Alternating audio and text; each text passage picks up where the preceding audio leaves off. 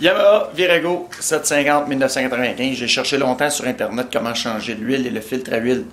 La première fois, j'ai tenté de faire mon changement d'huile moi-même. Ça m'a pris 2 heures pour aller chercher la petite filtre à huile.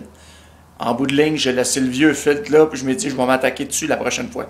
Donc, j'ai fini par faire mes recherches. J'ai fini par trouver le truc moi-même.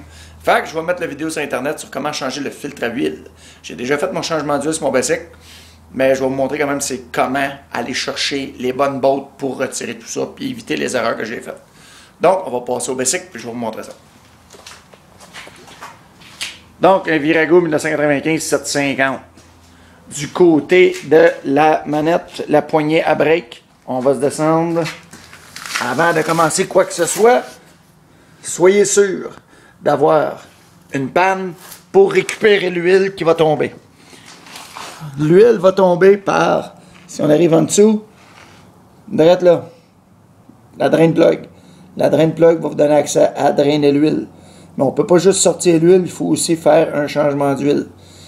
C'est-à-dire un changement de filtre à huile. Donc le filtre à huile, si on vient de mon bord, c'est-à-dire la manette du break,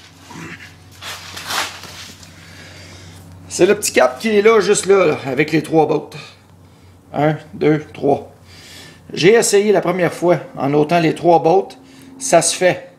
Puis retirer le capuchon, mais il va bloquer à cause du peg. J'avais essayé en ôtant ces 2 bottes-là, passer un tournevis barre en barre pour aller défaire la vis qui est là. Mais quand même, le problème est toujours là. Tu peux pas ôter ton couvert parce que le filtre à huile est à peu près long de même en profondeur. Fait que tu seras pas capable de le sortir, il faut que tu fasses bien attention. Puis tu vas en sacrer une shot comme j'ai fait. Fait que le truc, j'ai trouvé le plus facile. Au lieu de prendre 2 heures, ça m'a pris 20 minutes de faire mon changement d'huile tantôt. Pédale à break. La pédale à break, si on l'allonge, au bout, ici, il y a une petite botte. Tu défais la botte pas au complet. Tu fais juste la monter d'à peu près 1/4 de pouce. Ça va slacker les 2 dents qui sont ici. Puis tu es capable de retirer la pédale à break et la mettre par terre. Juste faire attention, porte attention ici.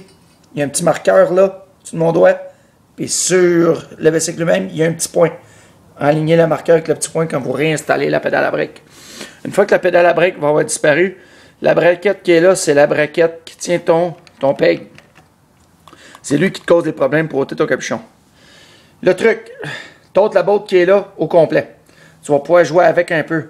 Mais tu seras pas capable de le sortir parce qu'elle va être trop serrée. Qu'est-ce qu'on fait? Une fois qu'on a retiré la botte qui est là, forcez-les pas. Je commençais à manger mes filets la dernière fois. C'est pas une chose à faire. Ils sont encore bons, mais j'ai eu peur. Fait que la botte est retirée.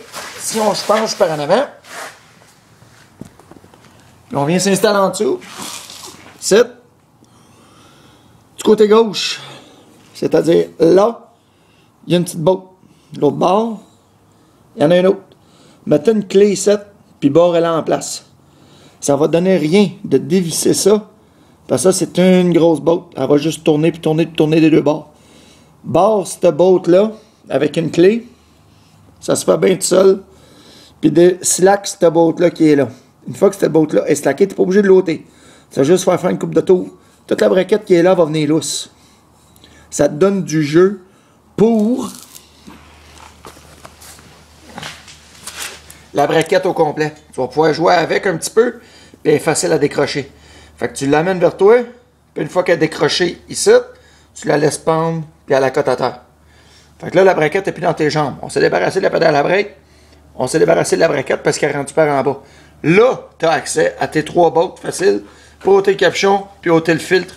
Une fois que tu as changé ton filtre à huile, tu mets ton nouveau filtre à huile, tu revisses les 3 bottes, tu réinstalles ta braquette, le sens contraire, tu viens l'installer par-dessus, tu mets ta botte, ta serre, tu serres tes 2 bottes, bien sûr, en barrant celle qui est l'autre bord. Tu serres avec un ratchet ou une clé, puis ça va fonctionner. Une fois que c'est bien serré, bien correct, tu te rassures que c'est barré, tu t'assures que ton break est bien vissé. Fait que ta braquette est revenue en place, ton cap est revenu en place, ton filtre est flambant neuf, puis ta pédale à break est fonctionnelle. Une fois que c'est fait, côté de la clutch, petit capuchon qui est juste là, t'ôtes le capuchon, prends un petit entonnoir, 3 litres d'huile pour moto, prenez ce que vous voulez, je m'en balance.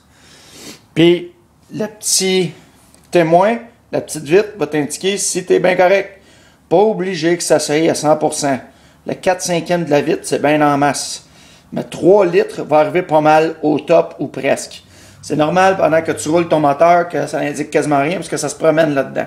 Mais une fois que le moteur est au repos puis il est fret, tu as une indication parfaite de c'est quoi au juste ton niveau d'huile dans ta moto. Une fois que ça c'est fait, ben tu pars ta moto, tu la laisses rouler à peu près 5 minutes.